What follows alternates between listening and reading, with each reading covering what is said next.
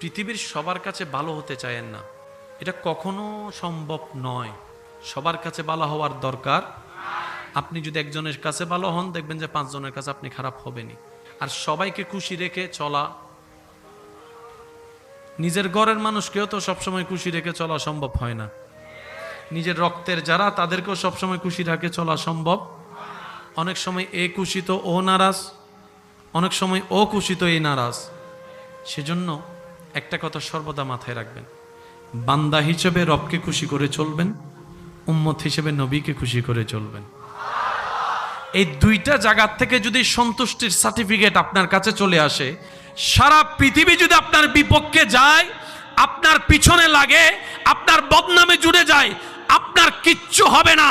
কারণ জান্নাত যিনি আপনাকে দিবেন, জান্নাত দেওয়ার জন্য যিনি সুপারিশ করবেন, সে আল্লাহ এবং নবী, যার উপর খুশি থাকবে, রাজি থাকবে, সৃষ্টি জগৎ তার কদমে এমনিই চলে আসবে।